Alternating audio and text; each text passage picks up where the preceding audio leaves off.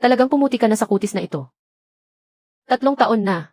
Kahit kamay ng isang lalaki, hindi mo man lang nahawakan. Palit tayo ng may kaunting kakayahan. Nabuhat mo na ang mga bata. Ang galing mo talaga. Hindi lang hindi ka nakaakit, kundi naging kaaway ka pa niya. Tia, hindi ganoon kadali ang usaping ito. Kusang nagpakababa si pinsan. Sinasabi niyang masyadong mataba ang dibdib ko. Masyadong malambot ang baywang ko. Bakit hindi po ninyo subukan at malalaman ninyo? Hindi ako magpapigil. Ilang taon na ba ako? Subukan ko nga. Tia, bakit hindi na lang magpalit ng tao? Subukan kong akitin si Ginoong Shangshu. Ang tapang mo. Naglakas loob ka pa. Pinapunta kita rito para tulungan akong ipaglaban ang aking karapatan. Hindi para agawin mo ang karapatan ko. Ay. Dalhin mo ang ilang aklat na ito at pag-aralan mong mabuti. Siguradong magkakaroon ng paraan para magkaisa ang magkabilang panig. Kung hindi pa rin ito magawa, hayaan mong ang ikalawang kapatid na babae ang pumunta. Hindi pwede ang ikalawang kapatid na babae. Kung gayon, ang ikatlong kapatid na babae ang pumunta. 13 taong gulang lang ang ikalawang kapatid na babae. 11 pa lang ang ikatlong kapatid na babae. Tia, pinipilit ninyo ako nito. Pinapahamak ninyo rin ako. Pang-aakit sa aking pinsan sa loob ng 3 taon. Puro problema pa rin ako. Pero sino ba ang pinsan ko? Siya ang pinakamagiting na binatang pinalaki ng mansyon ng ministro. Ang pinakaiginagalang at warang iskolar sa buong kabiserang lungsod. Zuming An. Naiisa lamang ang puso para sa pinakamaganda at pinong binibini sa kabisera. Ruan Qingning. Pero ako pa naman. Mukha akong hindi naman pasok sa pamantayan. Paulit-ulit niya akong malamig na tinatanggihan. Paulit-ulit akong humaharap sa mga pagsubok. Ginawa akong katatawanan ng buong kabiserang lungsod. Tinatagurian akong batang babaeng sumasabog sa pader sa timog. Sa wakas, binitawan ko siya. Umikot ang baywang. At nahulog ako sa isa pang maluwang at matibay na dibdib. Ano po ang ibig sabihin ng binibini? Binibini, hindi na ako sasama sa pagsalpok sa pader sa timog. Ikaw ang sisikuhin ko. 3 taon na ang nakalipas. Namatay ang aking ina. Umuwi sa kanayunan ang tiya ko matapos maulila. Natuwa siya sa aking mapagmataas na anyo. Kaya dinala niya ako pabalik sa kabisera. Sa ngalan ng paninirahan. At pinatira ako sa mansyon ng ministro. Nag-iisa lang si Shangshu. At siya pa ang pinakamagaling at pinakamakisig na binata sa lahat. Sa labas, hindi ako namimitas ng bulaklak o nakikipagligawan. Sa loob naman, wala akong mainit na silid o higaan. Sa anumang paraan. Kailangan mong mapasa kamay si Zuming An. Siya ang may bahay. Nang maraming taon nang hindi lumalabas. Ang ginang ng pamilya Zhu. Matagal nang pumanaw. Hindi kailanman naiangat sa pwesto ng punong may bahay. Kailangang may tumulong sa kanya mula sa angka ng babae. Malinaw na malinaw. Napakalinaw na malinaw. Pumayag na ako. Kung tutuusin. Noong una kong makita si Zuming An, natuwa rin ang puso ko.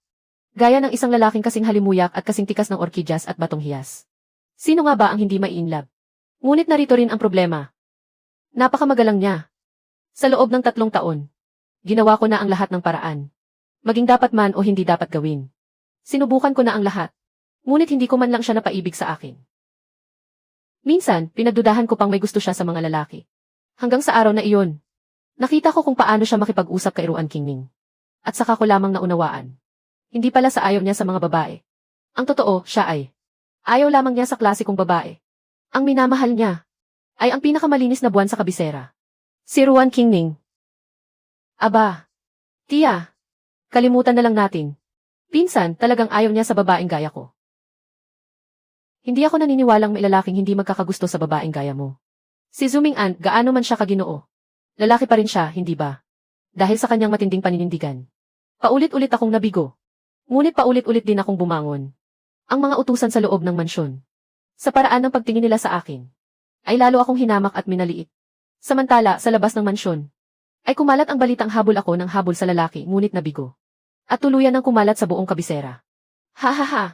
Narinig mo na ba? Ang pinsang babae sa mansyon ng ministro. Muli na namang pinalayas ng damho. Walang hiya talaga. Ano nga ba ang tawag sa kanya ng lahat ngayon? Ay nga. Binibining bangga sa pader. Zhuang ang apelyido ko. Lanqi ang pangalan ko. Lesiu. Ang lapit naman ng palayaw. Nang araw na iyon, nagdaos ng piging si Zuming An sa mansyon. At nag-anyaya ng ilang anak ng mararangal na angkan at mga kasamahan niya. Upang magbigkas ng tula at gumawa ng mga berso.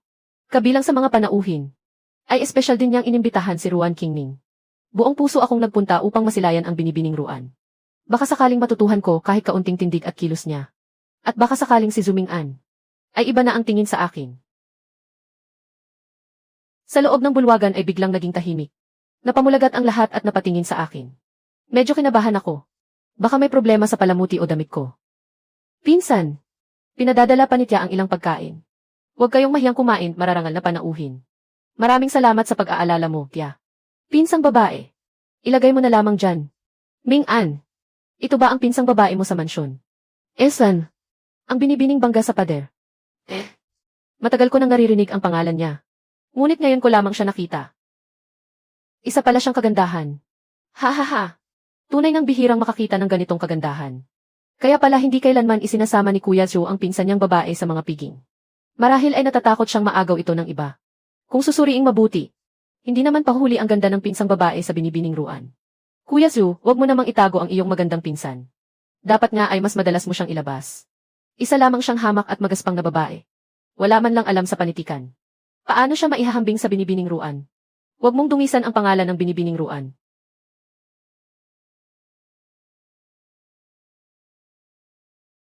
Hindi marunong si Ming An na kumilala at mag-ingat sa kagandahan. Dapat mong malaman, ang pagiging walang alam ng babae ang siyang tunay na kabutihan. Kahit medyo kapos sa talino sa panitikan ang pinsang babae. Siguradong napakaganda ng kanyang asal. Dala ko ang bansag na binibining sadsad sa pader. Ngunit hindi naman maituturing na mabuti ang aking asal. Kapag sinabi iyan, baka isipin nilang wala akong talento at wala ring dangal. Hindi ko malaman kung sinadya ni binibining Ruan. O nagkataon lamang.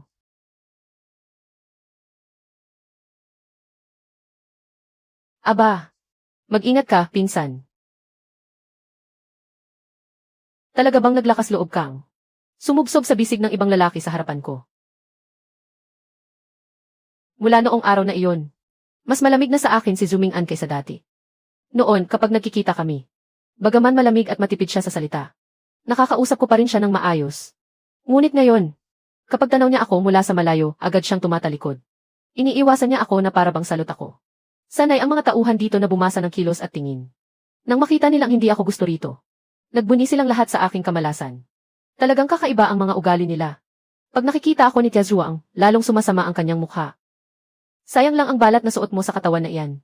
3 taon na. Ni kamay ng lalaki hindi ko pa nahahawakan. Kung iba ang may kaunting galing. Mayakap na niya sana ang 2 anak niya. Ikaw naman. Hindi mo lamang siya napasuyo. Naging kaaway mo pa siya. Tia, hindi ganoon kasimple ang bagay na ito. Subukan ninyo mismo, Tia, sa kaninyo malalaman. Napakatapang mo. Aba, ilang taon na ba ako? Ako na ang susubok. Ngunit ayaw talaga sa akin ni pinsan. Ano pa ang magagawa ko? Itinulak ko na nga ang dibdib ko sa ilalim ng kanyang mga mata. Siya pa ang unang umiwas ng tingin. Aray ko. Nahulog ako sa kanyang mga bisig. Sinabi niyang masama raw ang aking baywang. Dapat ko raw itong ipasuri. Tinitigan ko siya ng may lambing. Ngunit sinabi niyang dapat igalang at pahalagahan ng babae ang sarili. Tia, napakahirap niyang mapasuko. Baka dapat ibang tao na lang ang subukan. Susubukan kong akitin ang ginoong ministro. Ang tapang mo. Naglakas loob ka talaga. Pinapunta kita rito para tulungan akong makuha ang kapangyarihan. Hindi para agawin mo ito sa akin. Aba. Huwag ka nang umiyak. Itong ilang aklat. Dalhin mo at pag-aralan mong mabuti. Dapat mong maunawaan ang lahat ng nilalaman ng mga ito. Bukas ng gabi, magpapadala ako ng taong magbibigay sa kanya ng pampatulog. Maligo ka at mag-ayos. Pagkatapos ay pumunta ka sa kanyang silid. Bless you. Kung hindi pa rin magtagumpay, papuntahin natin ang 2 kapatid. Hindi pwede ang 2 kapatid. Kung gayon, ang 3 kapatid. 13 taon pa lamang ang 2 kapatid. 11 taon pa lang ang 3 kapatid. Tia, pinipilit ninyo ako. Pero binibigyan ninyo rin ako ng paraan para mabuhay. Sa nakalipas na 2 araw, walang tigil akong nagsanay ayon sa mga aklat. Nag-unat ng mga binti at nagpilipit ng baywang. Pati pagtayo ng patiwarik at pagsabit. Kaya buong katawan ko ay masakit. Kasalanan lahat iyan ng mga kwentong romansa. Kaya naman, noong gabing iyon, sinunod ko ang utos ni Tia. Habang palihim akong pumapasok sa silid ni Zuming An. Isang hakbang lang sa pagtawid sa pintuan. Sa sakit, napangiwi ako. Muntik na akong mapasigaw.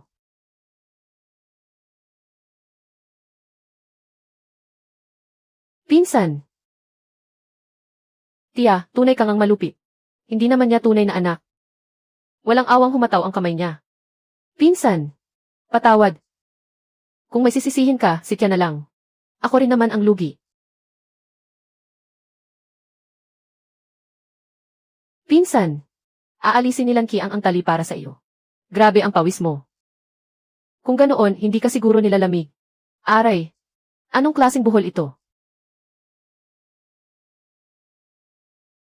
Ah. Sino?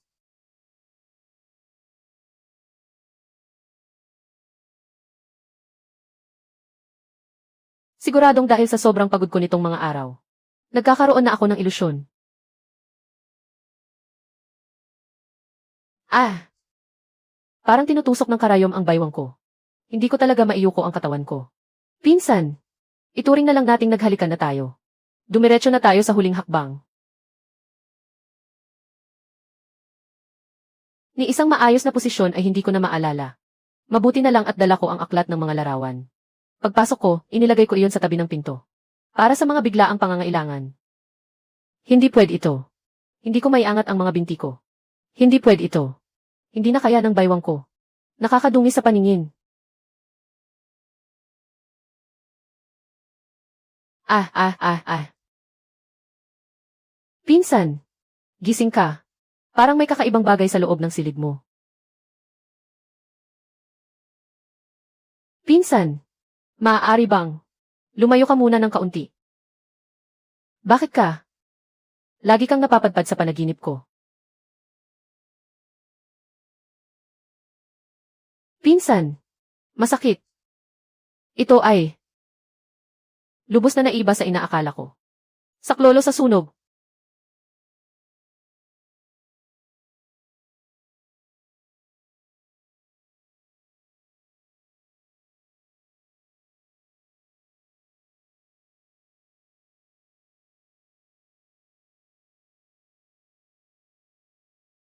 Aking Panginoon. Naipwesto na ang apoy ayon sa inyong utos. Maayos na ang lahat. Kailangan ba ng inyong lingkod na pumasok at asikasuhin si Zuming-an? Hindi na kailangan.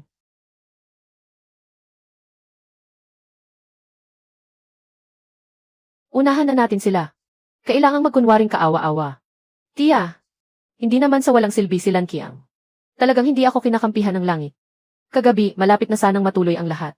Sino ba ang mag-aakalang masusunog ang mansyon? Totoong may sunog. Kung hindi kayo naniniwala, ipatawag ninyo ang mga tauhan at tanungin sila. Ako ang nag-organisa ng pagsagip sa sunog. At nagbilang din ng mga mahahalagang bagay. Magdamag akong nagpagod at nagpabalik-balik. Sinabi mong may sunog, akala mo ba hindi ko alam? Ah! Naku, lagot. Sa pambobola ko, napunta tuloy ang palo sa sarili kong binti. Kailangan nating ilipat ang sisi. Bilang tagapamahala ng sambahayan, tiyak na alam iyon ni Tia. Malaki ang posibilidad na pagod si Tia kagabi. Parehong namamaga at nangingitim ang mga mata niya. Parang 10 taon siyang tumanda. Ah! Tutu! Ang mga mata ko. Nakakatakot tingnan. Halatang halata ang pagtanda. Bilis.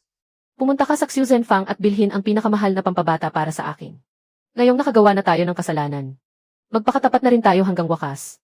Walang bisa ang pampabata mula sa Xiu Zhenfang. Tia, huwag kang magpaloko. Nasa tamang edad ka na. Karaniwan lamang itong pagbabago. Ngayon. Kaagad. Ah! Hindi ko man naakit si Zuming-an. Parang nawalan pa ako ng pabor sa harap ni Tia. Paano ko natatahakin ang landas mula ngayon?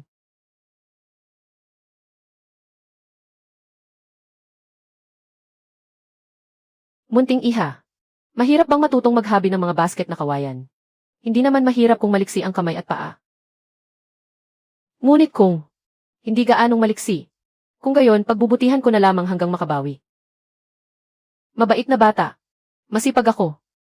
Kailangan kong humanap ng ibang daan para sa sarili ko. Hindi ko naman hinahangad ang yaman at karangyaan ng mundo. Kung matututuhan ko ang kasanayang ito, maaari akong umuwi at magbenta ng mga basket na kawayan. Natutuhan ko na.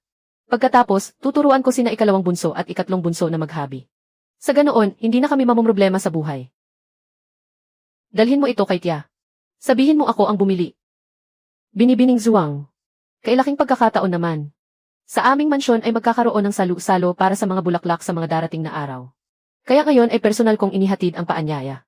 Inaanyayahan ko sina Ginoong Zhou at Binibining Zhuang. Natiyak na dumalo ng magkasama. May sarili akong mga balak. At ayaw ko nang makialam sa mga usapin ng mga binibini at ginoong ito. Umaasa lamang akong tatanggi si Zuming-an. Para makaalis na agad ako. Ngunit hindi tumanggi si Zuming-an. Ngumiti lamang siya ng malamig at inihatid ang mga panauhin. Matapos ang sagupaan kagabi. Napagtanto kong malinaw na. Isa akong palamuting maganda ngunit walang silbi. Ang pag-akit sa mga lalaki ay nangangailangan ng husay at talento. Hindi ko talaga kaya iyon. Mas bagay sa akin ang simpleng paghahabi ng basket na kawayan. Mas angkop iyon sa akin. Pinsan, magpahinga ka na. Kagabi, pumunta ka ba sa silid ko? Hindi. Wala. Nasunog ang silid kagabi. Sa takot ko, hindi ako nangahas na lumabas kahit isang hakbang. Pinsan, napanaginipan mo ba at nagising kang takot? Pinsan, parang masama ang kulay ng iyong mukha. Kailangan mong magpahinga. Lan Qiang, hanggat maaari ay huwag mo nang gambalain si pinsan.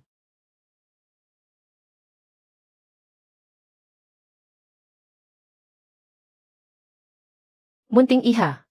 Narito ang jade pendant para sa iyo. Tanggapin mo na lang ang bayad ko. Kapag natutuhan ko na, hindi ako magtitinda sa loob ng 5 kalsada mula rito. Kung gayon, mabuti. Kaya naman, sa mga sumunod na araw, maaga akong umaalis at gabi na akong umuwi. Kasabay ng batang iyon, natututo ako ng kasanayan. Habang nagtitinda rin sa lansangan. Ang payak na buhay sa pamilihan noong mga araw na iyon. Ang pinakamainit na saya sa mundo na aking naranasan. Sabik na sabik kong hinihintay ang payapang mga araw. Ngunit hindi ko alam. Napalapit na ng palapit ang panganib. Tigil! Huminto ang kabayo kalahating metro mula sa amin. Bigla itong tumigil. Takot na takot kaming tumingin. Ang renda ay hinawakan ng isang matangkad na lalaki gamit ang isang kamay. Mabilis na tumakbo palapit ang mga gwardiya mula sa tabi. At pinalibutan siya. Tahimik na nakatayo roon ang lalaki sa gitna ng liwanag. Nawari bang nakatingin sa amin. Nais ko sanang magpasalamat sa pagliligtas niya sa aming buhay. Ngunit bago pa ako makapagsalita. Bago pa man ako makapagsalita. Ni isang salita ay hindi niya binigkas. Bigla siyang tumalon sa isang maringgal na karwaheng hila ng 4 na kabayo. Sa likuran nito ay marahang tumatakbo ang hanay ng mga bantay. At agad itong naglaho sa malayo. Kilala ko ang karwaheng iyon. Ha! Napatawa siya. Sa unang tingin pa lang, halatang hindi basta-basta ang taong iyon. Paano mo siya nakilala? Nitong mga nakaraang araw. 2 beses siyang dumaraan sa harap ng pwesto ko araw-araw. Hindi mo man lang napansin. Talaga ba? Makalipas ang ilang araw. Inutusan ako ni Tia Zhu ang napumunta sa mansyon ng Anguo para sa isang piging ng pagmamasid ng mga bulaklak. Ang duke ng Anguo ang nagdaos ng piging na ito. Sa ngalan, ito ay isang piging para sa mga bulaklak. Ngunit ang tunay na pakay ay pumili ng magiging apo niyang manugang. Lahat ng marangal na binibini at ginoo sa kabisera ay dadalo. Baka may binibining magkagusto kay Ming-an. Sumama ka sa kanya. Ipakita mo ang tindig ng magiging unang asawa. Para mapawi ang pag-asa ng mga babaeng iyon. Nga. May mga damit naman ako. Hindi na kailangang padalhan pa ninyo ako. Napakabait naman ni Tia. Ipapadala ko ito sa iyo. Enye. Aba, umaasa ka pa. Ito ang pinakamamahal kong kayamanang nakatago sa baul. Isuot mo ito sa pagpunta mo sa piging. Tiyak na mapapahanga nito ang buong paligid. Pati ang mga binibini ng kabisera ay mapapamangha. At malalaman nilang may paninindigan ang ginang ng mansyon ng ministro.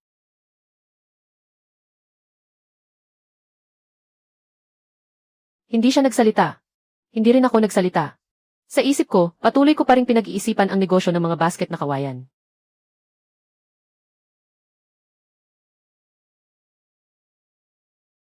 Hindi naman siguro niya ako tutulungan bumaba ng karwahe. Kailan pa sumikat ang araw sa kanluran?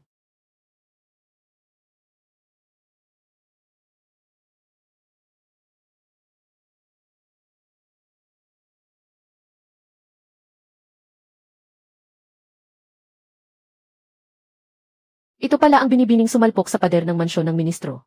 Napakaganda pala niya. Pero bakit kapareho ng damit ni Binibining Ruan ang suot niya? May gusto raw ang tagapagtanghal ng bulaklak kay Binibining Ruan. Alam iyon ng lahat. Huwag sabihin mong sadya siyang nakipagpaliksahan sa ganda. Kung paghahambingin man sila, hindi siya pahuli. Kung kagandahan lang ang pag-usapan. Mas maganda pa nga siya kay Binibining Ruan. At ano naman ngayon? Masama ang reputasyon ng Binibining ito. Hindi siya maikukumpara kay Binibining Ruan. Kaya pala siya tinanggihan ng tagapagtanghal ng bulaklak. Binibining Zuang, ano po ang paborito ninyong pagkain?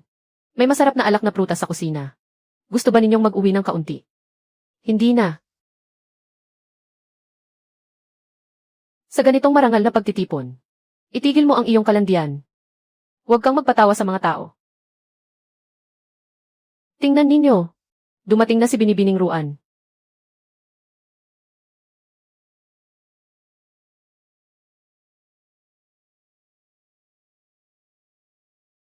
Unang pagdalo ni Binibining Zuang sa isang piging. Ming-an, alagaan mong mabuti ang pinsan mong babae.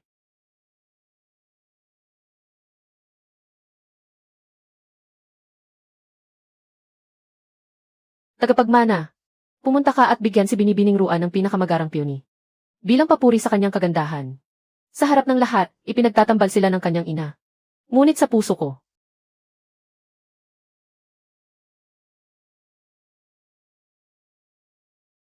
Siya ang karapat-dapat na kapareha ni Ming-an. 3 taon akong sunod-sunod na sumalpok sa pader para sa kanya. Ngayon, ang lalaking mahal ko ay nagbibigay ng bulaklak sa ibang babae. At nakaupo pa rin siya roon na parang walang nangyari. Ngayon ko lang napagtantong isa rin pala ako sa mga sangkot dito. Kapag naiisip ko ang 3 taon kong kahiyahiyang kilos, bigla akong gustong magtago sa hiya. Binibining Zuang. Mahal ko si Ming-an.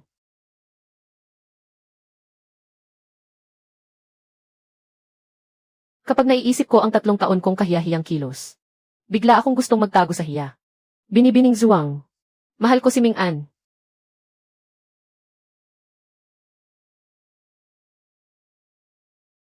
Bagaman hindi pa namin naipagtapat ang aming damdamin. Pakiramdam ko ay mahal din niya ako. Matagal ko nang alam na may isang binibining mahilig sumalpok sa pader sa kanyang mansyon. Ngunit hindi ko iyon kailanman pinansin. Mataas at marangal ang kanyang pagkatao. Alam kong hinding-hindi magugulo ng isang babaeng gaya mo ang kanyang puso. Ngunit nang makita kita noong araw na iyon, doon ko lamang napagtanto kung gaano ka kaganda. Sa takdang panahon, tiyak na mapapangasawa mo siya at magiging ginang ka ng mansyon ng ministro. Basta narito ka, isa ka lamang panganib. Hindi naman ako nag-aalalang hindi makayanan ni Ming-an ang tukso. Ang kinatatakot ko ay ang babaeng nasa kanyang tahanan na hindi man lamang makaharap sa mga tao. Tiyak na gagawa siya ng kung ano-anong paraan upang itaas ka. Napakadirekta niyang magsalita. Sadyang napakataas ng tiwala niya sa sarili. Hindi man lamang siya natatakot na ikalat ko ang sinabi niya. Binibining Ruan, marahil ay hindi kayo naniniwala. Ngunit ang totoo, wala na akong damdamin para sa pinsan Ming-an. Kung handa kayong maghintay pa, marahil ay aalis na ako. Sa oras na iyon, kayo ni pinsan Ming-an. Ha ha ha. Bobo ka ba? Dahil lamang tinawag mong bobo ang iba, ibig bang sabihin ay bobo na silang lahat? Pinag-isipan mo ito ng napakatagal. Napakagandang pagkakataon sa mansyon ng ministro. At basta mo na lamang isusuko. Ang totoo, ganoon nga. Binibining Zuang, may naisip akong paraan. Hindi ka makuha ni pinsan Ming-an kahit gaano mo siya habulin. Kaya dahil sa selos ay nagtanim ka ng galit sa akin. Dahil dito, gumawa ka ng isang lubhang di makatwirang bagay. Ganoon ba? Kapag wala na kayong pag-asa ni Ming-an, mawawalan din ng sandigan ang babaeng iyon. At makapag-aasawa na ako ng payapa. Kaya, ano raw ang ginawa kong di makatwiran? Lesiw. Ah!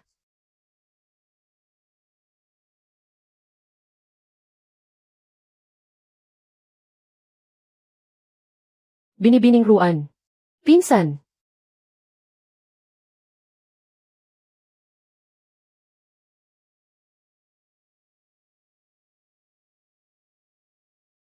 Napakalakas ng aura niya. Ang mukha ng lalaking iyon. Wala naman siyang anumang ekspresyon. Ngunit hindi ko maipaliwanag kung bakit nakakikilabot siyang tingnan.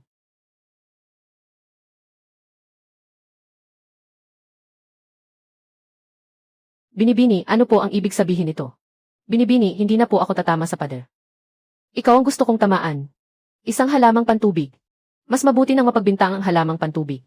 Kaysa mapagbintangang itinulak ko sa tubig ang iba dahil sa selos. Nahanap ko na. Nandito siya.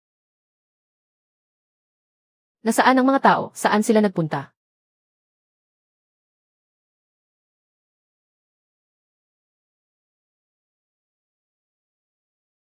Nang yakapin ni Zuming An si Ruan Qingning, nahawakan niya ang katawan nito. Masasabing nilabag na nila ang hangganan ng lalaki at babae. Upang ipakita ng mansyon ng ministro ang katapatan nito. Agad silang nagpadala ng formal na alok sa kasal. Personal silang nagtungo upang mag-alok ng kasal. Ang lalaking niyakap ko sa tindi ng aking pangamba noong araw na iyon. Ngunit walang nagsabi sa akin kung sino siya. Ang alam ko lamang, napakataas ng kanyang katayuan. Maging ang duke ng Anguo ay buong paggalang at takot sa kanyang harapan. At ako. Sa huli, napahiya at nasira ang reputasyon. Ayon sa balita, kung hindi ipinagtanggol ni Zuming-an at Prinsipe Anguo ang aking kapakanan, marahil ay dinala na ako ng mga tauhan ng mansyon ng dakilang guro sa mga otoridad. Sa pag-aayos ng kasal, iisa lamang ang hiling ng panig ng dakilang guro. Hindi na ako maaaring manatili sa loob ng mansyon. Dahil sa dangal ni Ministro Xiang. Kinabukasan ay itinaboy niya ako palabas. Isa ka talagang walang kwentang nilalang. Dahil tumutol siya sa pagpapaalis sa akin sa mansyon. Sinampal siya ni Ministro Xiang. Nabigo siya sa pakikipaglaban. Kaya napunta siya sa ganitong kalagayan.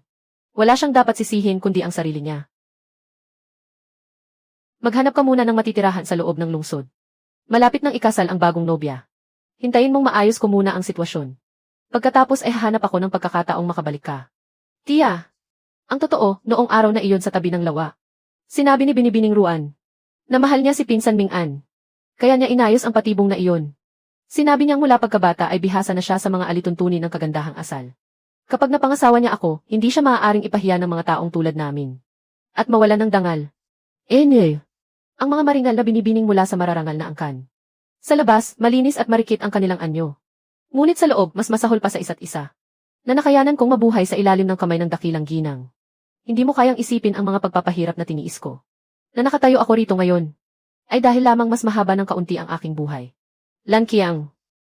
Hindi mo na kailangang magkimkim ng sama ng loob. Sa mga nakaraang taon, pinahirapan ka ni Tia. Wala akong maasahan kahit kanino, ngunit nakarating ako sa ganitong kalagayan.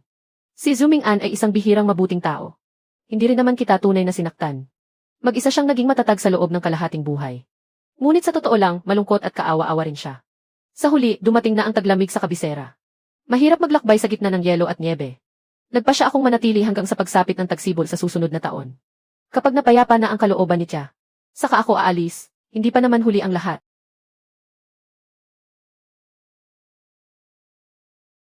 Pinsan! Marami akong nagawang pagkakasala sa iyo noon, Lan Qiang. Hayaan mong humingi ako ng tawad. Sa paghihiwalay natin ngayon. Naway maging maayos ang lahat para sa iyo sa mga darating na araw. Sumakay ka na.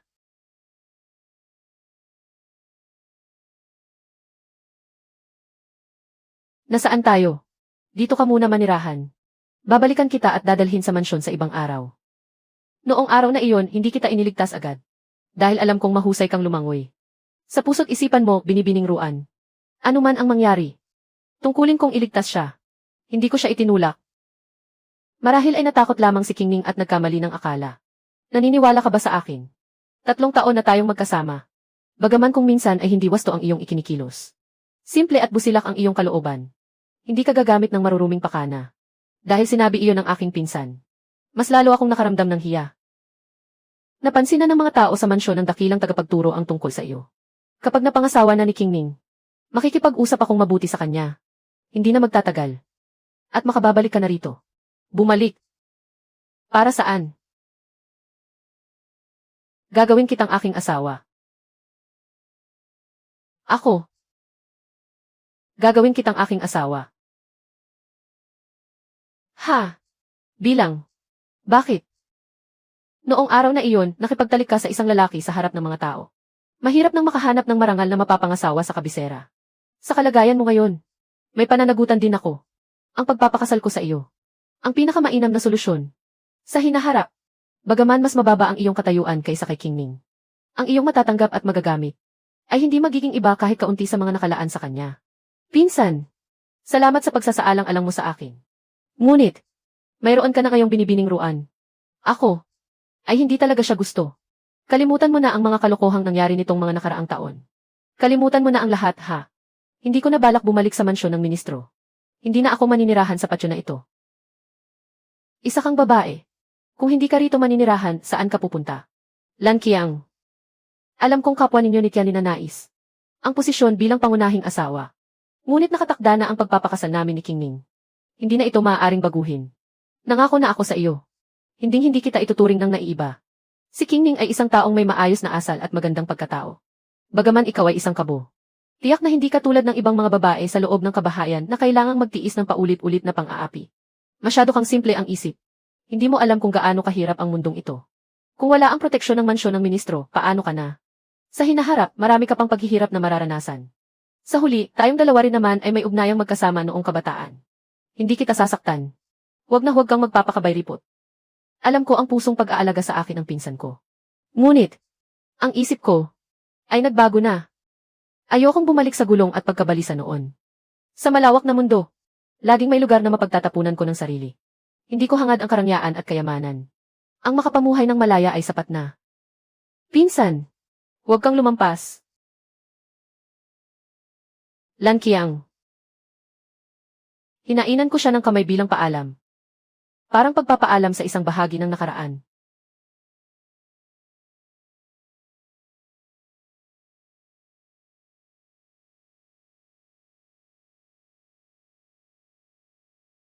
Pagkaraan, tumira na kaming magkasama ng batang babae. Sa kanya ay tanging isang bulag na lola na lang ang natira sa tahanan. Ako ang naging kasama niya. Hindi niya ito maipagkaloob sa akin kahit na anong pakiusap. Maging ang upa ay mariin niyang tinanggihan na tanggapin sa akin. Kaya araw-araw kaming magkasamang lumalabas para magtinda. Kapag may bakanting oras, gumagawa kami ng mga basket na kawayan. Hindi man kalakihan ang kita, ay sapat na rin para mabuhay. Mula sa malalalim na kabahayan hanggang sa masisikip na lansangan at pamilihan. Handa na akong magtiis ng sapat na hirap. Ngunit hindi ko inasahan na ang swerte ay biglang umiti sa akin. Paminsan-minsan, may mga maliliit na pang-uyam. Kinabukasan, nakita ko silang lahat na nakaluhod na parang mga batang pinagalitan. Sa kalsada, ni hindi makayang iangat ang ulo. Si Ginoong Kai ang nakakita ng aking ganda. At gustong ipasok ako sa mansyon bilang kanyang kabit. Pero pagkaraan, pinaghandaan ko siya ng buong hanay ng mga regalo. Kapag may ginawang hindi tama sa sarili, dapat lang na humingi ng tawad.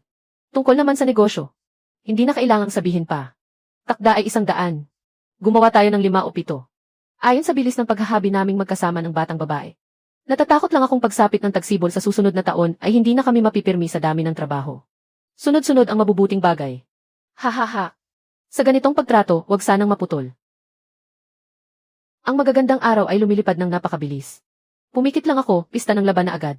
Gaya ng dati, abala pa rin akong nagbabantay sa pwesto. Binibining Zhuang. Hindi ko inakala na babagsak ka rito. Binibining Zhuang. Hindi ko inakala na babagsak ka rito. Ginang ng mansyon ng ministro, hindi ko rin naisip na hindi na pala kayo kumakapit sa dating damdamin. Hindi mo rin kailangang sisihin ako. Magkaiba ang antas natin. Natural lang na magkaiba ang tadhana. Hindi kita sinisisi. Ako pa ang dapat magpasalamat sa iyo. 3 taon ka nang nakadikit kay Ming-an. Hindi ka niya minahal kahit kailan.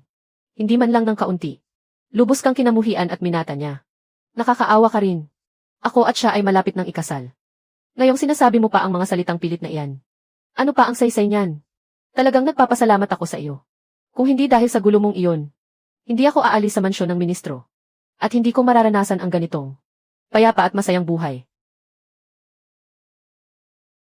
Ako si Ruan Qingning. Paano ko nagawang ituring kang dating katunggali? Talagang nakakatawa pero nakakalungkot.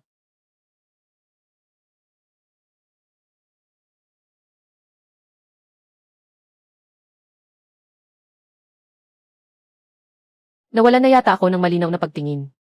Lalapitan ko sana upang tingnan mabuti. Ngunit bigla siyang tumalikod. At malalaking hakbang na umalis.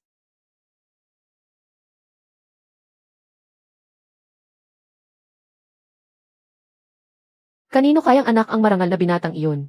Para siyang nilalang na bumaba mula sa langit. Pagkaraan kong pumikit. Sana ay makapag-asawa rin ako ng lalaking tulad niya. Nga. Di naglaon, biglang naging mahigpit ang kalagayan sa kabisera. Unti-unting nabawasan ang mga taong naglalakad sa lansangan. Paminsan-minsan, may mga kawal na nagmamadaling dumaraan. Lumalaganap ang kakaibang hanging tila may paparating na unos. Tiyak na may malaking pangyayari sa palasyo. Huwag na kayong lumabas sa mga panahong ito. Uuwi na rin kami upang makaiwas sa kapahamakan. Sinunod ko ang batang babae at agad naming isinara ang pinto. Malapit na ang pagdiriwang ng bagong taon. Biglang nagkasakit si Lola na bulag at nawalan ng malay. Labis na nabahala ang batang babae at humagulhol. Agad kong inilabas ang perang papel na ibinigay sa akin ni Tia noong araw na iyon. Ipinagpalit ko iyon sa pilak. Nagpasundo ako ng manggagamot sa aming tahanan. Ngunit wala pa rin siyang nagawa. Ano ba ang pakay ng katiwala? Sa utos ng Panginoon ng tahanan. Sadyang narito ako upang anyayahan ang binibini na ipagdiwang ang bagong taon sa mansyon. Sino ang inyong Panginoon? Bakit niya ako inaanyayahan? May dating ugnayan ang Panginoon at ang binibini. Malalaman ninyo ang kanyang pagkakakilanlan sa tamang panahon. Ngunit wala siyang masamang balak. Bukod pa rito, may tanyag na manggagamot sa mansyon. Maaaring matulungan niyang gamutin ang may sakit sa inyong tahanan. Nasa bingit ng kamatayan si Lola. Wala akong ibang magawa kundi isugal ang lahat sa pagkakataong ito. Isinama ko ang batang babae at si Lola sa karwaheng naghihintay para sa amin. Pagdating namin sa mansyon, saka ko lamang nalaman na isa pala itong malawak na bakuran ng maringan na tahanan. Dinala si Lola sa klinika sa loob ng mansyon. Lola. Samantala, dinala naman ako sa isang tahimik at marikit na maliit na gusali sa hardin. Marangya at elegante ang mga palamuti sa loob. Kumpleto sa bawat kagamitan. 2 dalagang lingkod ang nakangiting sumalubong sa akin. Magalang nila akong pinaglingkuran. Nang gabing iyon, nakahimlay ako sa mainit at malambot na telang sutla. Pinilit kong isipin ng mabuti ang lahat. Ngunit hindi ko kailanman naisip na magkakaroon ako ng ganitong pambihirang kapalaran. Ayaw ko nang mag-isip. Ituring na lamang natin itong panibagong pagpapala ng langit. Mula ng araw na iyon, namuhay ako ng 100 ulit na mas maginhawa kaysa noong nasa mansyon ng ministro ako. Lubos na gumaling ang karamdaman ni Lola. Tumira kami sa isang liblib na bakuran sa likuran. May sariling manggagamot na nag-aalaga sa kanya. Naku! Hindi ka na ba nagbubuo ng mga basket na kawayan? Namumuhay ka na ng ganito kaginhawa. Sino pa ang mag-aaksaya ng oras sa pagbubuo ng mga iyon? Kapag bumalik na ang Panginoon, at natuklasan niyang maling tao ang kanyang nahanap, maaari ko namang balikan ang aking kasanayan. Tama ka rin. Halos 1 buwan na tayong nakatira rito. Ngunit hindi ko pa nakikita ang Panginoon ng tahanang ito. Katiwala. Kailan babalik ang Panginoon ng mansyon? May mahalagang inaasikaso ang Panginoon sa labas. Babalik siya kapag natapos na ang kanyang gawain. Manatili lamang kayong panatag rito, Binibini. Noong bisperas ng bagong taon, palakad-lakad ako ng malaya sa bakuran. Sa kabila ng bintanang may ukit sa mahabang pasilyo, napansin ko ang isang manggagamot ng mansyon, na may dalang kahon ng gamot at mabilis na nagtungo sa likod na bakuran.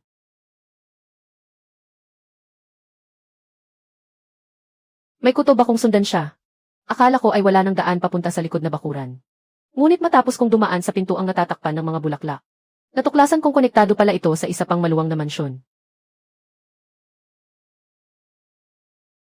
Iyon ang lalaking yumakap sa akin nang gabing iniligtas ako ng aking guro. Magkatabi pala ang 2 malalaking mansyon. At may daanang nagdurugtong sa pagitan ng mga ito.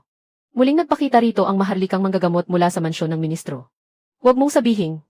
Ang lalaking nagsabing may tadhana kami ng isa't isa. Siya pala iyon. Maaari na kayong umalis. Pumasok ka. Ako ba ang tinutukoy mo? Esan. Ikaw ang tinutukoy ko.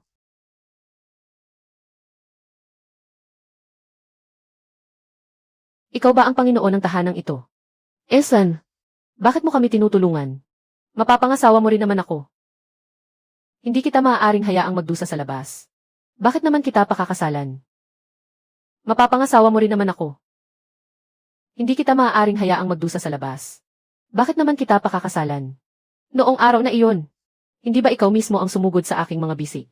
Napakatamis ng pakikitungo mo sa akin sa harap ng lahat. Paano ko naman maiiwasang panagutan ka? Napakatuwiran ang pagkakasabi niya. Ngunit hindi ko agad na pagdugtong-dugtong ang lahat. Mukhang may punto siya. Pero parang may mali rin. Ngunit sinasabi nilang marangal ang iyong katayuan.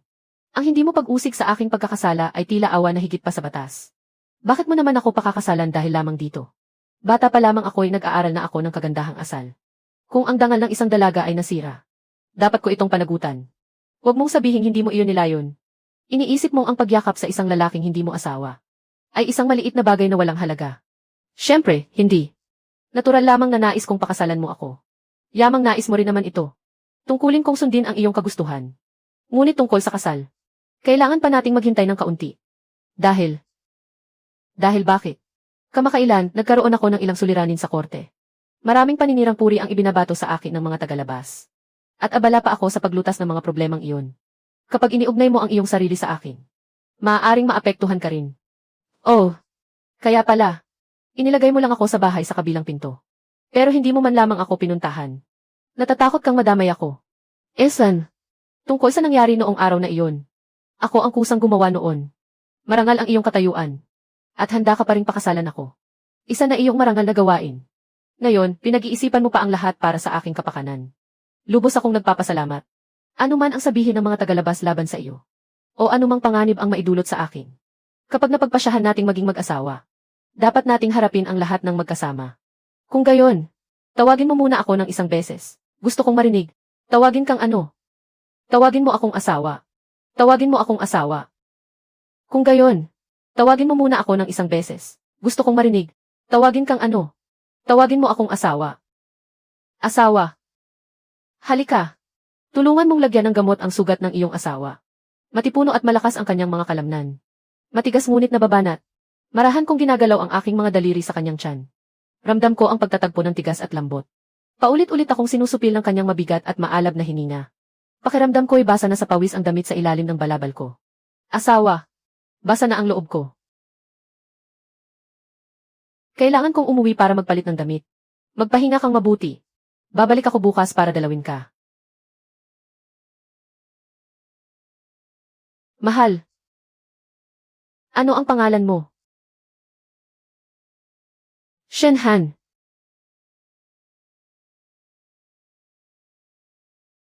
Nang bumalik ako, magulo ang aking damdamin. Paano ko biglang naipakasal ang sarili ko? Sa mga sumunod na araw, gabi-gabi akong palihim na dumaraan sa pintuang may kurtina. Para tulungan si Shenhan na lagyan ng gamot ang kanyang sugat. Unti-unti rin kaming naging magkakilala. Sa mga sumunod na araw, gabi-gabi akong palihim na dumaraan sa pintuang may kurtina. Para tulungan si Shenhan na lagyan ng gamot ang kanyang sugat. Unti-unti rin kaming naging magkakilala. Dahil sa malasakit niya sa akin itong mga nakaraang araw. Napagtanto kong ibang-iba ka pala sa unang pagkikita natin. Para bang dalawang magkaibang tao. Noong una, inakala kong mailap ka at ayaw magpalapit. Ngayon ko lamang napagtanto. Nalikas ka palang mahinahon at maalaga. Marahil ako talaga noong una ay nagpadala sa unang impresyon. May ilang bagay na nangyari sa akin. Sinira ako ng mga tao. Siniraan nila ako. At sinaktan pa nga ako. Kaya kinailangan kong ilantad pansamantala ang aking lakas. Upang makahanap ng pagkakataong mabuhay. Dahil dito, natakot sila sa akin. At kinamuhian ako. Dahil sa mga taong iyon, wala akong pakialam. Hayaan ko na lang silang gawin ang gusto nila. Ngunit ayaw kong maging ganoon ka rin kalamig sa akin. Nauunawaan ko na. Gaya ng pagtawag sa akin ng marami na binibining nakabunggo sa pader. Kantiyawan man nila ako. O sarkastiko man ang kanilang mga salita. Sila ang napapahiya sa sarili nilang bibig. Hindi naman ako masasaktan kahit kaunti. Hindi ko talaga iyon pinapansin. Hindi mo rin naman ako hinahamak, hindi ba? Naku, tapos na ako. Kapag nagpatuloy pa ako sa pagtingin, tuluyan na akong mawawalan ng pagpipigil.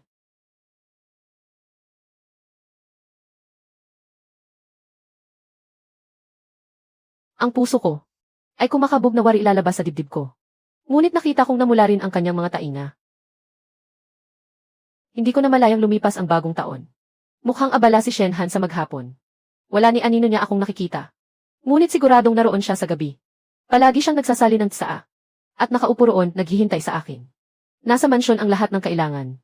Kaya hindi man lamang ako nakalabas ng tarangkahan. Isang araw, hindi na nakayanan ng dalaga ang pagkabagot. Kaya lumabas siya at naglibot. At may dala siyang napakahalagang balita. Bigla raw naglunsad ang emperador ng malawakang pag-uusig dahil sa mga salita. Ang mga opisyal sa kabisera na nasa ikatlong antas pataas ay tinanggal sa tungkulin. Kinumpiska ang kanilang mga ari-arian. O kaya ay ipinakulong. May ilan pang ang pinaslang kasama ang buong angkan.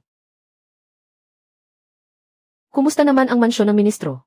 Hindi ko maipaliwanag ang dahilan. Agad akong nagpalit ng payak na damit. At nagmadaling tumungo sa mansyon ng ministro. Kapansin-pansing kakaunti ang mga tao sa lansangan. Nang makita kong ang karatulan ng mansyon ng ministro, ay naibaba na. Diretso akong pumasok sa loob ng mansyon. At nakita ko si Tia Zhuang.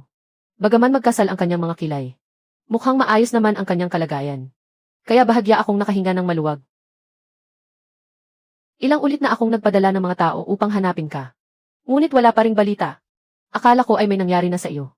Saka ko lamang nalaman na sa malas ay may kaunting swerte rin. Sina Ministro Zhu at ang pinsan mo ay kapwa tinanggal sa tungkulin. Sa ngayon, wala pang panganib sa buhay. Ang asawa ni Ruan Qingning. Naitapon na sa kulungan ang buong pamilya. Dahil ipinakasal siya. Itinuturing na nakaiwas ka sa isang sakuna.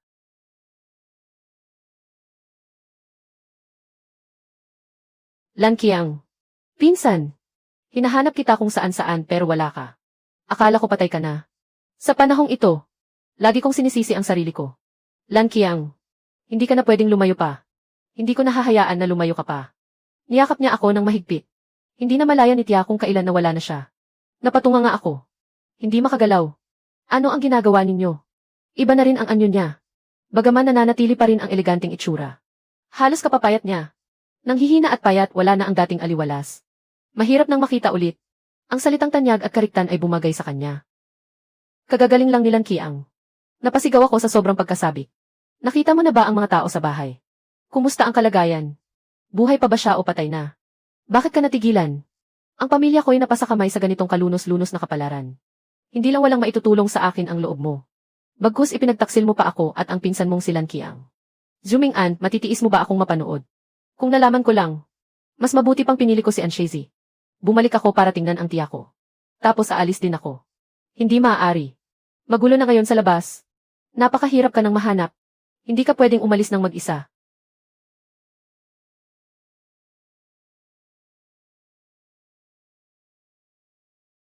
Paano ka nakalabas ng mag-isa? Magulo ang paligid ngayon. Kapag lalabas ka sa susunod, hayaan mong ayusin ni Higuanjia ang karwahe at mga bantay para sa iyo. Nangangamba ako na baka nagmadali lang si Tia at lumabas. Tandaan mo na lang sa susunod. Tara na. Umuwi tayo. Lan Qiang. Hindi ka pwedeng sumama sa kanya. Si Lan Qiang ang asawa kong hindi pa natatanggap sa bahay. Bakit hindi siya pwedeng sumama sa akin? Lan Qiang. Hindi ka pwedeng sumama sa kanya. Si Lan Qiang ang asawa kong hindi pa natatanggap sa bahay. Bakit hindi siya pwedeng sumama sa akin? Hindi ba totoo iyan? Pinsan. Tama ang sinabi ni Shen Han. Malapit na kaming ikasal. Napakasimple mo naman. Hindi mo ba alam kung sino siya? Hindi siya magpapakasal sa iyo.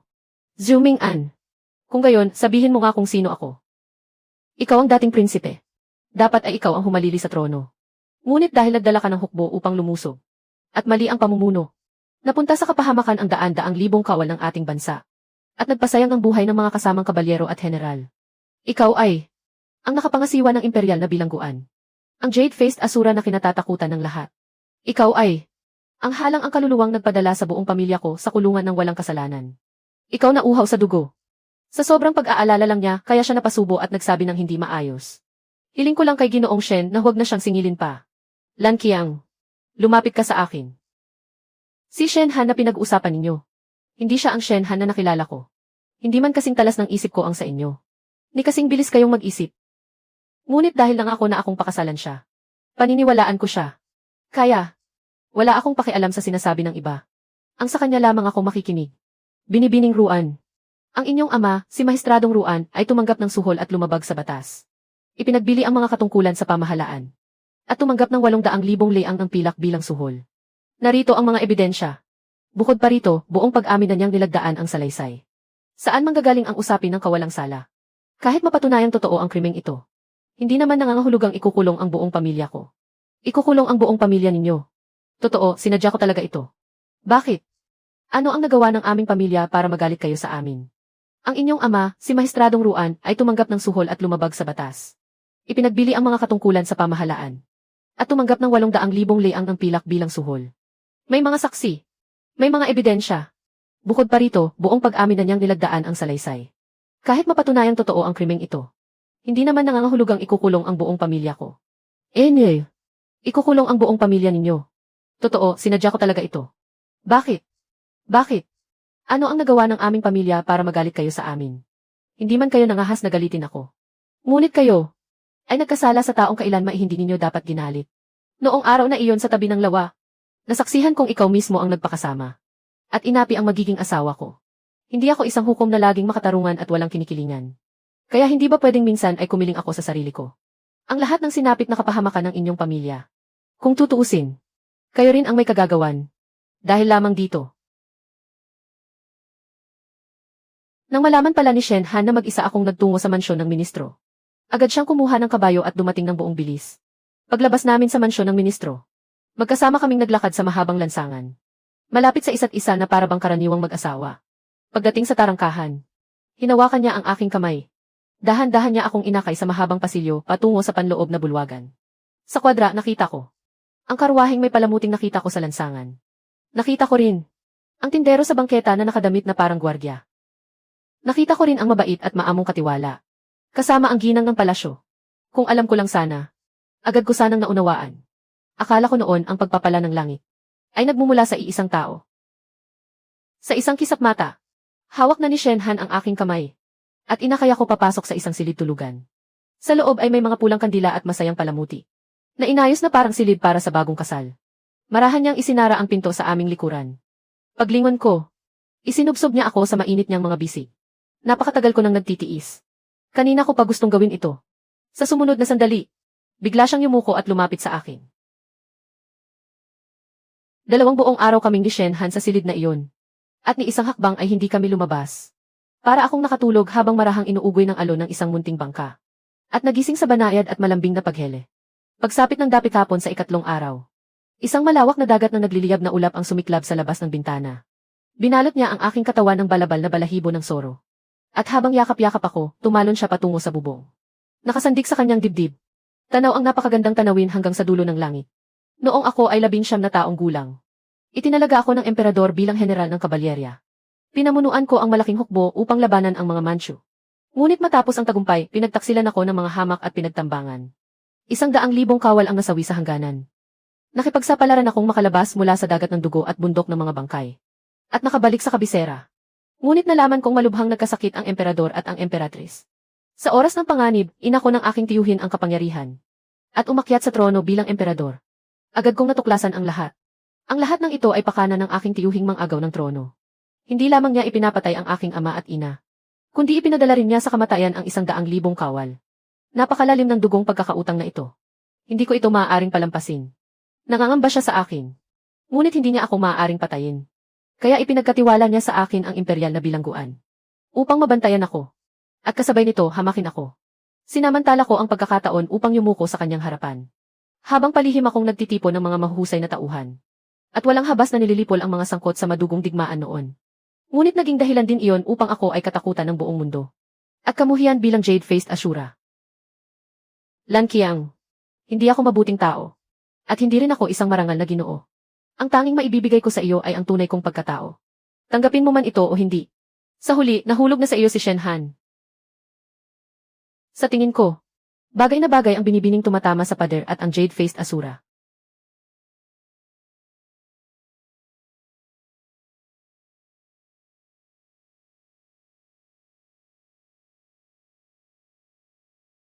Lalong nagiging abala si Shenhan. Sa araw, abala siya sa mga gawain ng pamahalaan. Sa gabi naman, abala siya sa akin. Sa tahimik na mahabang gabi, madalas akong payapang nakakatulog sa ganitong matiwasay na pagsasama. Unti-unting sumisibol sa puso ko ang init at kapanatagan. Pareho kaming nalulunod sa ganitong tahimik at magiliw na kaligayahan. Hindi ko alam kung ano ang nagaganap sa labas ng mansyong ito. Kung gaano karami ang dugong umaagos at unos na humahampas. Hindi ko rin naisip kung dapat ko bang tulungan si Shenhan sa kanyang mga alalahanin. Ang tanging kaya kong gawin ay manatiling masunurin sa loob ng malaking mansyon na ito. At huwag humakbang palabas kahit isang hakbang. May isang babaeng nakaluhod sa labas ng pinto. Kung lalabas ako ngayon, malalagay ba sa panganib si Shenhan? Walang tao sa may pintuan.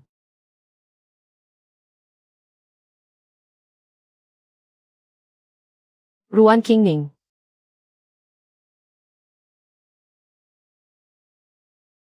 Talaga bang kayo na niya? Sinabi ko na sa iyo noong nakaraan. Magpapakasal kami. Ano ba ang katayuan ni Ginoong Shen? Imposibleng magkagusto siya sa iyo. Hindi ba kinamumuhian mo si Shenhan? Bakit parang iba ka ngayon?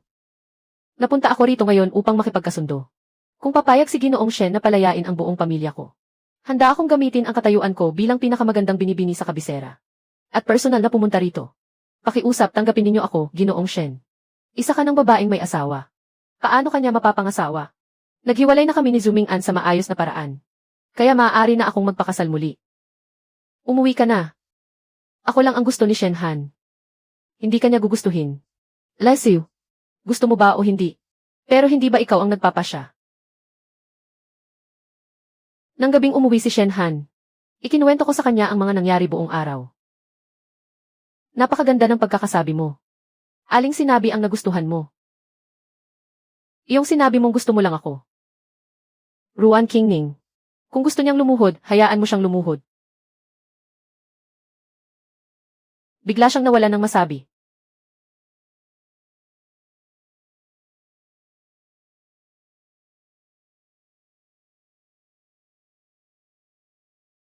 Zhu ang Lanqiang. Humihingi ako ng tawad sa iyo. Nagsisisi ako sa iyo. Hindi ko dapat sinadyang saktan ka. Nakikiusap ako sa iyo. Tulungan mo ako. Iligtas mo ang aking pamilya. Lesiu. Sarili niyang kagagawan, wala siyang dapat sisihin kundi ang sarili niya. Dahil ayaw ni Ruan Qingning na matanggal sa tungkulin si Zhu Ming'an. Nakipaghiwalay siya rito. Ngunit hindi niya alam na naibalik na ngayon sa tungkulin si Zhu Ming'an. At siya pa ang namamahala sa mga kasong ito ng paglilitis sa mga maling paratang. Ibig mong sabihin, hindi talaga siya dapat lumapit sa iyo para makiusap, kundi kay Zhu Ming'an. Ginang, ayaw kong marinig mula sa iyong bibig ang tatlong salitang Zhu Ming'an. Ngayong gabi, kailangan kitang parusahan ng maayos, mahal.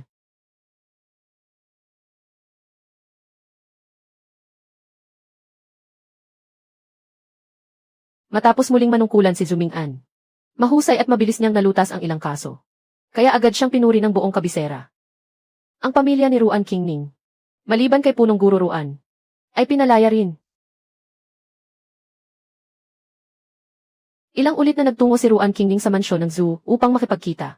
Ngunit ni minsan ay hindi siya hinarap ni Zhu Ming'an. Noong araw na iyon, sinabi ni Shen Han, malaya na akong makapamuhay saan man ko naisin sa kabisera. Tuwang-tuwa ako. At hindi man lang siya nagtanong kung bakit. Ilang araw siyang namasyal kasama ang dalaga. At pinasok ang kung ano-anong tindahang dati ay ni hindi niya kayang tapakan ang pintuan. Ha ha ha! Pinsan, ano ang ginagawa mo? Lanqiang, nais kong ialok ang sarili ko bilang iyong katabi sa higaan. Ano ang ibig mong sabihin, ialok ang sarili mo? Alam kong gusto kita. Ngunit pinanghawakan ko ang mga tuntunin at wastong asal.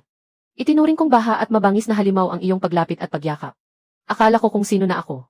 Akala ko isa akong marangal na Ginoo. Isang huwara ng pagpipigil sa sarili. Ngunit walang nakakaalam na habang malamig ang pakikitungo ko sa iyo para magkunwari, gabi-gabi naman kitang napapanaginipan. Napapanaginipan kong ginagawa kitang mabangis na hayop sa aking dibdib. Habang lalo itong nagwawala, lalo naman akong walang lakas ng loob na lumapit sa iyo. Maging ang mga salitang binitiwan ko ay hindi nagmula sa puso. Ngunit, Lanqiang, pinagsisisihan ko na. Napakarami kong binasang aklat. Ngunit ni minsan ay hindi ko hinarap ng tapat ang sarili kong puso. Ang totoo, hindi ko kailanman minahal si Ruan Qingning. Akala ko lamang siya ang pinakaperpektong asawa. Napagkamalan kong iyon ang tunay na pag-ibig. Nang hilingin niyang makipaghiwalay sa akin. Totoong nakahinga ako ng maluwag. Nang makita kitang kasama ni Shen Han, pakiramdam ko gumuho ang buong langit. Hindi ako makatulog gabi-gabi. Pinagsisisihan ko ang lahat. Hindi ko matanggap na ang dalagang dati ay ako lamang ang nakikita. Ay ngayon nasa yakap na ng ibang lalaki. Hindi pa naman kayo kasal. Wala akong pakialam kung sino man siya. O kung ano man ang gawin niya sa akin. Basta't maibabalik kita sa akin. Pero, pinsan, mahal ko si Shen Han. Sinasabi ng lahat na isa akong magandang hangal. At ganoon din ang tingin ko sa sarili ko. Kaya, mula pagkabata, lagi akong lumalakad sa landas na itinakda ng iba. Paunti-unti at sunod-sunod. Ngunit ni minsan ay hindi ko tinanong ang sarili ko. Kung masaya ba ako? O kung iyon ba talaga ang gusto ko? Marahil ay minsan kitang hinangaan. Ngunit sa mga nakaraang taon, ang mapait nating pagtitiis ay matagal nang naglaho na parang usok sa hangin. Nang dumating si Shen Han, parang nagbago ang paraan ko ng pamumuhay. Tinuruan niya akong mas bigyang pansin ang sarili ko. At mas mahalin ang aking sarili. Gustong-gusto ko ang sarili ko kapag kasama ko siya. Lagi ko siyang naiisip. Lalo na kapag wala siya. Paglingon ko, nakita ko ang pamilyar na anino sa aking harapan. Tahimik na nakatayo si Shen Han sa sulok ng pader. At nakatitig sa akin. Nang gabing iyon, hindi mapalagay ang kalooban ni Shen Han. Pinagmasdan ko ang pagbabago sa kanyang mukha. Magulo ang isip ko kaya hindi ako nakapagsalita.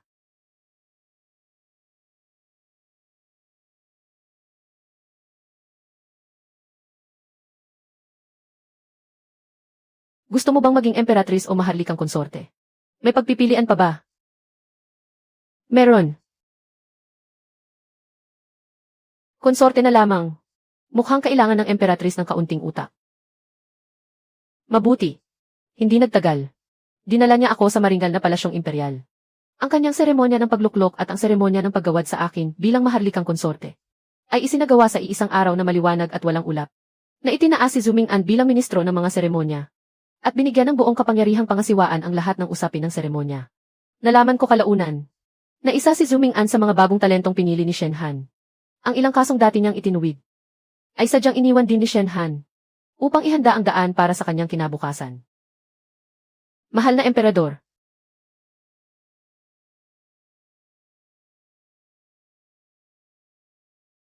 May emperatrice na ba? Meron. Kung gayon, paano naman ang iba pang mga konsorte? Ayon sa mga alituntunin ng korte, ang palasyo sa likuran ay dapat magkaroon ng mga konsorteng may iba't ibang ranggo. Isang maharlikang konsorte, isang emperatrice, isa para sa bawat ranggo. Lahat ay dapat mayroon. Ay, hindi nagtagal. Ang dalawa kong nakababatang kapatid na babae ay dinala sa palasyo. At pinagkalooban ng mga titulong Prinsesa Yongping at Prinsesa Yongle. Mahilig magnegosyo ang pangalawang kapatid ko. Madalas siyang magbihis lalaki at palihim na lumabas ng palasyo upang magbukas ng mga tindahan at magtayo ng negosyo. Abala siya ngunit parang nagbabakasyon. Mahilig namang magbasa ang pangatlong kapatid ko. At naghangad na maging opisyal na babaeng maaalala sa kasaysayan. Madalas siyang naglalakad na may hawak na sandamakmak na aklat patungo sa Wenyuan Pavilion. Ang batang babae ay nangangarap ng kalayaan. Habang mahigpit niyang hawak ang mabigat na mga pilak na salapi.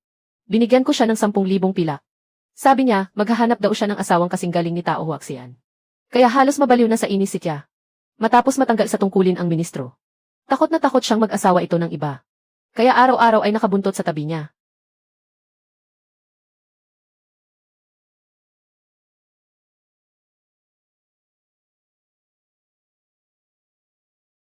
Mahal na konsorte.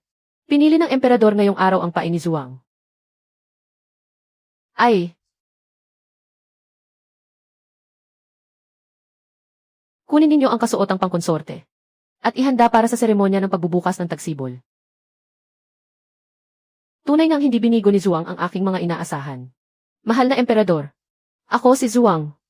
Paano mo nagagawang banggitin sa harapan ko ang pangalan ng ibang babae? Matagumpay na naisagawa ni Zhuang ang pagsubok sa pagsakay. Simula sa araw na ito, itataas ng isang ranggo at gagawing konsorte. Ha ha ha ha ha. Maraming salamat sa inyong dakilang biyaya, mahal na emperador. Maraming salamat sa inyong dakilang biyaya. Sa labas ng bintana, bumabalot ang dilim ng gabi. Ito ang mga araw na ako lamang ang bumubuhay sa buong palasyong pambabae. Mahaba at maraming balakid ang daan.